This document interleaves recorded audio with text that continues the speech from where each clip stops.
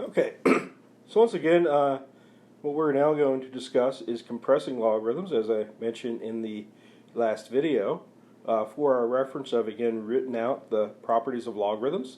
Remember that the log of a product is the sum of the two logs. The log of a quotient or division problem is the subtraction problem or difference of the two logs. And the log of something to a power is that power times the logarithm. Okay, so now we're going to talk about compressing logs. What we mean by compressing logs is when we have something like log of x plus 3 log of y, we want to rewrite that as a single logarithm. So when we expand it logs, we use the sum properties and difference properties to break it up first. Then we used our exponent property to finish simplifying it. Well, what's going to happen now when we're going backwards is we're going to begin by using that expression there to absorb any powers.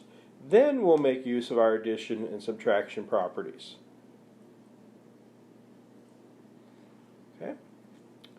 So here we have log of x plus 3 log of y. So the first thing we can do is take that 3 in front of the log of y and absorb that in as an exponent. So we have log x plus log of y cubed.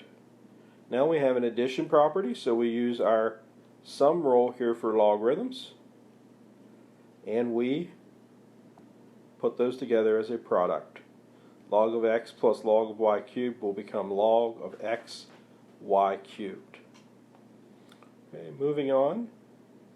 Consider the example 1/3 natural log of x minus 5 natural log of z plus 2 natural log of y. Again, just like in the previous example, what we're going to do is absorb the coefficients in front of the logarithms into the exponents. So we get natural log of x to the 1/3 minus natural log of z to the 5th plus natural log of y squared.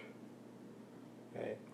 Now when we put this together, remember anything that's being subtracted will become part of the denominator. Anything that's being added will become part of the numerator.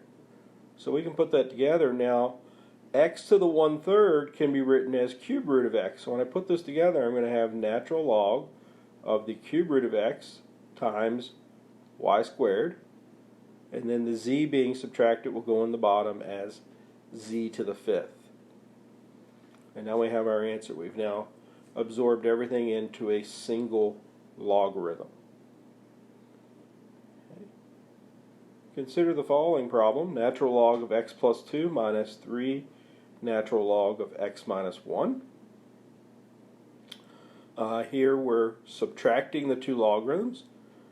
First thing though, we have a 3 natural log of x minus 1, so we should absorb that coefficient into the logarithm as an exponent.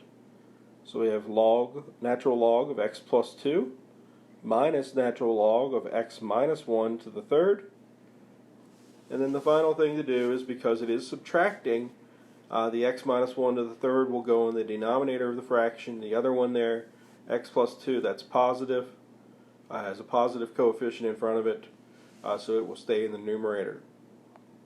And we get our answer, natural log of x plus 2 over x minus 1 raised to the 3rd power.